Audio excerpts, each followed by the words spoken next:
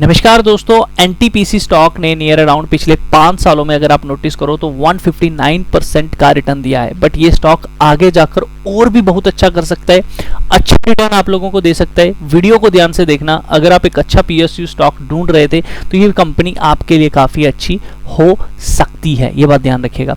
आइए बात करते हैं एनटीपीसी की। सबसे पहले बात करते हैं इसकी इंपॉर्टेंट चीजों के ऊपर। तो सबसे पहले तो मैं आपको एक चीज बताना चाहूंगा कि इसके अंदर जो निवेश है इसके मालिक का, या फिर आप कह लीजिए जो प्रमोटर है, जो आईपीओ के दौरान सबसे ज्यादा स्टेक जिसके पास होता है, उसके पास खुद का माल अभी तक 50% का है। कितने परसेंट का? 51% का। दूसरा माल एफआईज का है जो कि खरीद रहे हैं लगातार, और यहां पर अगर आप नोटिस करो तो अभी तक 17.86% का उन्होंने अपना इसके अंदर जो है माल रखा है। वहीं डीआईज की बात करें तो उनका 27.66% होल्डिंग है। वहीं बात करें पब्लिक के पास, तो पब्लिक की इसकी जानकारी है ही नहीं, शायद 3% के करीब करीब पब्लिक के पास इसका जो माल है वो यहाँ पर उनके पास है। ये बात ध्यान रखिए।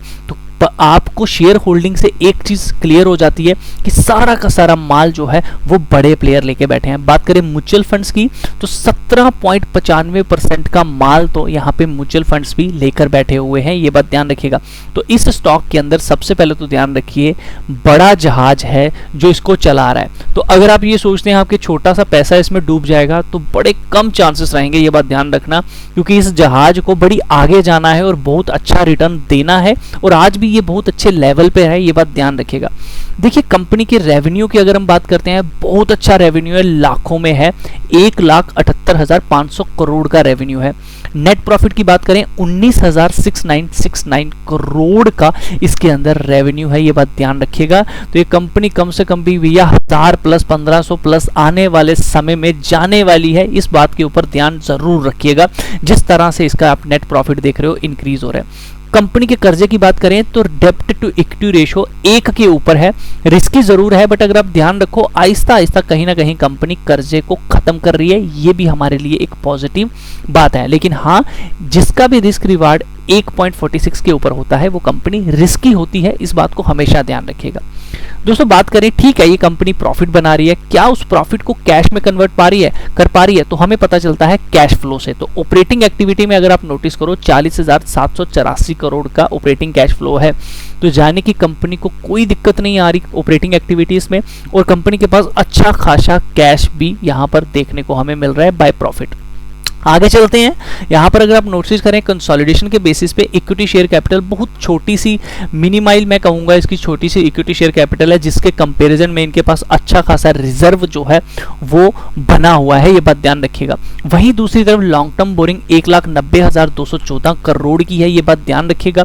शॉर्ट टर्म बोरिंग 44,825 करोड़ की है। तो इसको और इसको अगर आप प्लस कर लेंगे तो नियर अराउंड आप ये कह सकते हो कि 1,45,000 करोड़ के करीब करीब इनके ऊपर कर्जा है। अब बात करते हैं इनके पास क्या है। अच्छा, इसके अलावा आपको बता दूं 11,337 करोड़ ये भी इन्होंने आगे देने हैं, जो कि बिजनेस वगैरह इन्होंने ले लिया हुआ है। इसको छोड़ते आगे चलें अगर हम, तो करंट इन्वेस्टमेंट 50 करोड़ की है, बट इन्वेंट्री देखिए 18,019 करोड़ की है।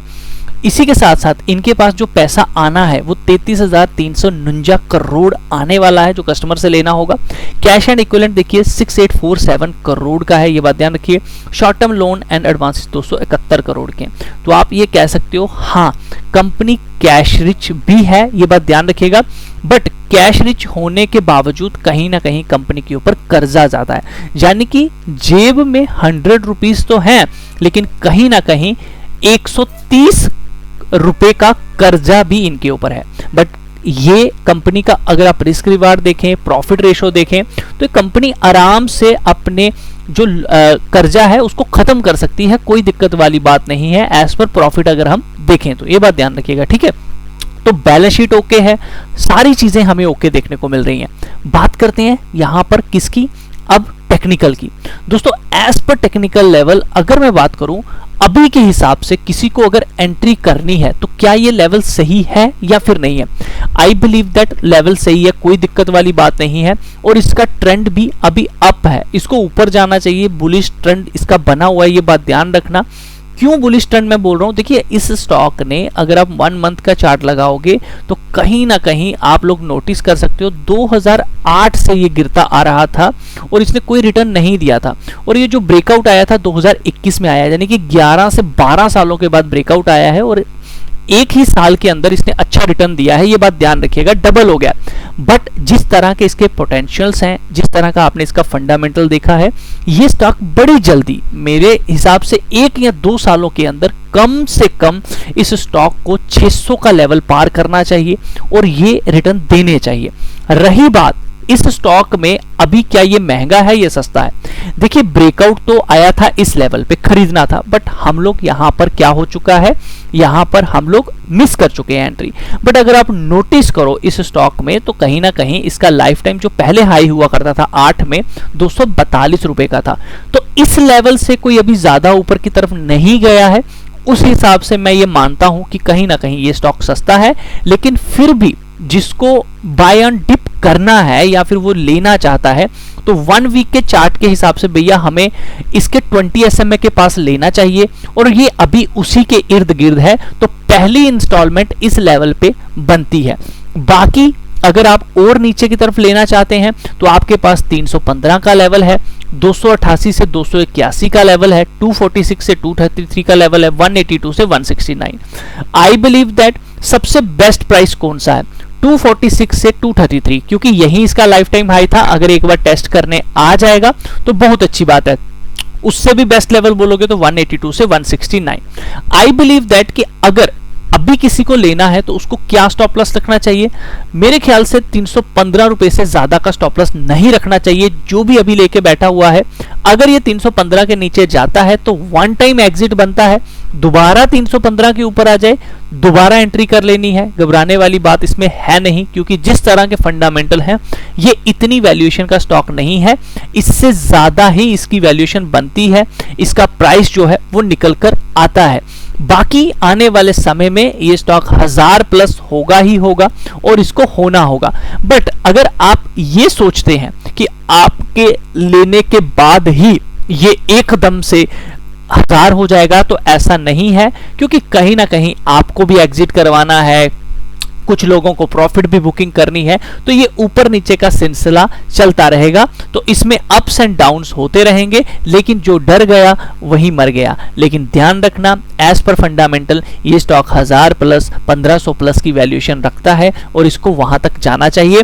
बाकी अगर आप बेस्ट प्राइस चाहते हैं इसका तो कहीं ना कहीं 1 मंथ के ऊपर जिस दिन भी ये अपने 20 SMA के पास आए, जैसा कि आपको मैंने बोला 246 से 233 अभी एवरेज वहीं बन रही है, अगर वहां कभी मिल जाए तो हमें धड़ल्ले से इसको पकड़ लेना चाहिए मंथली बेसिस पे। एंड अभी अप ट्रेंड में है, कोई इसमें डाउन ट्रेंड नहीं दिख रहा है, तो बाय एंड डिप वाला ये स्टॉक है, जितना नीचे मिले उतना लेना चाहिए। लेकिन कभी भी एक बात ध्यान रखना कि एकदम से सारा पैसा एक स्टॉक में नहीं लगाना होता है, एवरेज करनी है, थोड़ा थोड़ा करके इसको उठाना है। जैसे कि आपको पता है 288 281 का लेवल अच्छा है, 246 233 का लेवल अच्छा है ना, तो सबसे अच्छा होगा कि भैया हमको तो यही मिले, है ना।